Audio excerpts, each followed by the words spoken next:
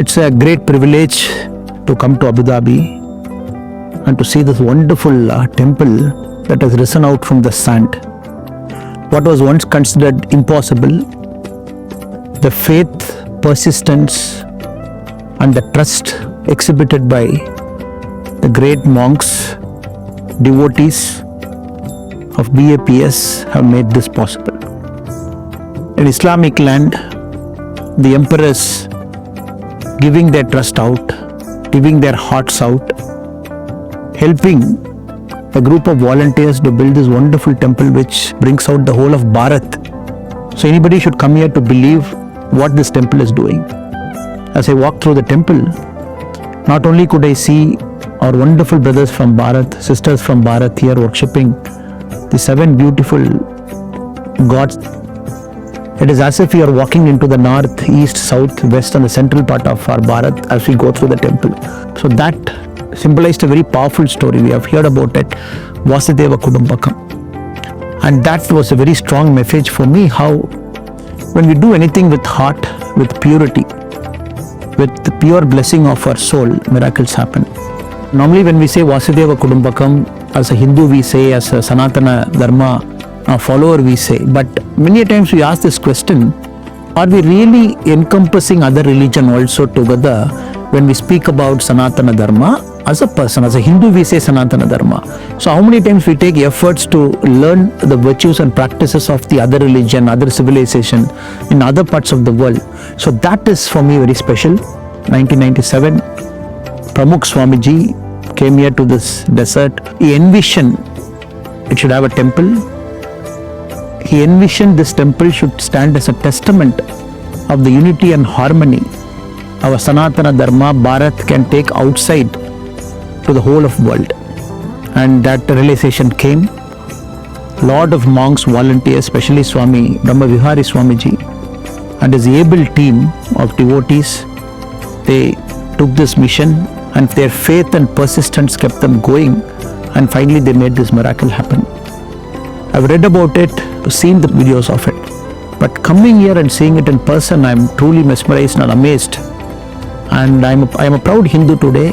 I'm a proud Hindu because my faith is represented here with all the tolerance, and my faith is also encompassing other faith. That makes me a proud Hindu. It is one of the most beautiful piece of carvings I've seen in recent times, because I felt we have lost the art of carvings. With many modern temple that is coming up, somehow the precision that we have seen in the old temples, at least 100-150 years old, but precision I haven't seen in many other temples, but this temple, it showed me the precision is there. Our handcrafts people are there.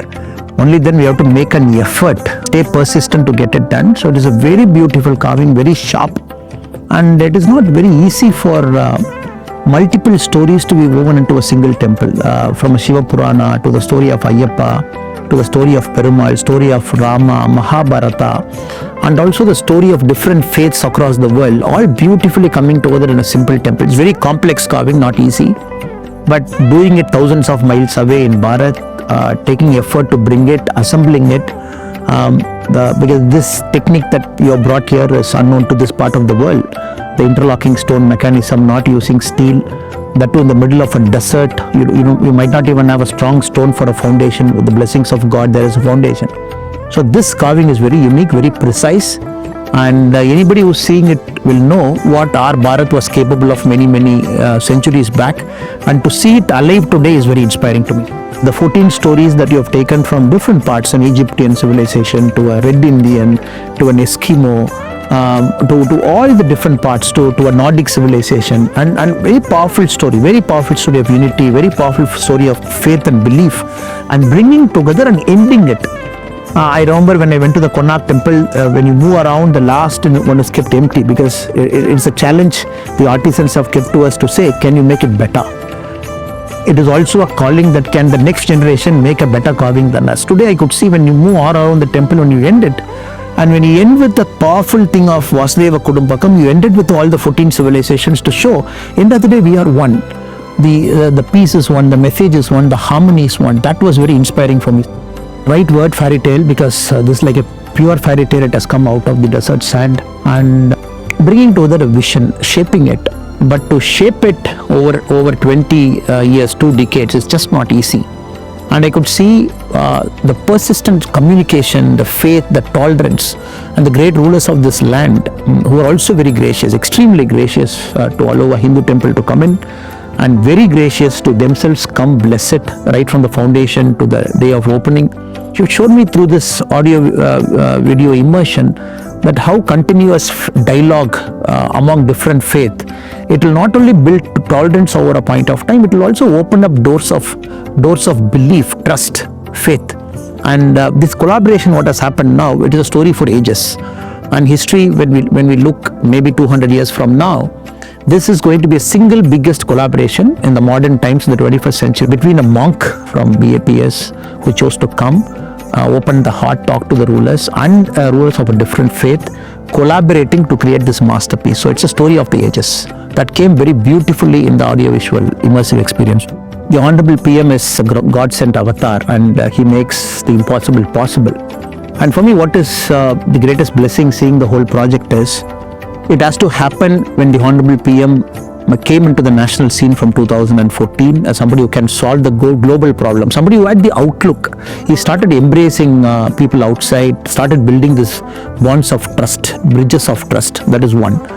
Then we need problem solvers like Your Holiness Swamiji yourself, who can walk that extra mile, open your heart, have conversation, so that true faith which is standing the test of time, true faith that is as old as the humanity is.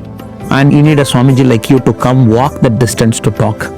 Then you need Swami Mahant and great Swamiji, 1997, coming here to this desert land, putting his feet, and then Pramukh Swamiji to say a temple has to come, not as an embodiment of pride, but as an embodiment of faith that can unify religions, and all combining. So it is God's divine providence. Modiji was all through this project from the day one to the day it got opened. And Modiji, we always know, had a great reverence for monks like you, and Modiji had great reverence for your senior Swamiji, and Modiji considered him like his father. BAPS created a sense of seva, strong volunteer mechanism, and all combining together to create this beautiful masterpiece. I'm very, very delighted, Swamiji, and I'm humbled seeing what is happening right in front of my eyes. So let this temple continue to be a blessing. Let this temple continue to unite all faiths, bring all faiths together, finally instill harmony in all of us, and each and every one of us who walk into this temple to move, when we move out, let us carry a very powerful message into this wider world that we are more than who we are. We carry harmony out, we carry peace out. We can always take our brothers and sisters along and build a very powerful world community that will always put harmony at the center of how we live, worship and pray. Great blessing. Thank you.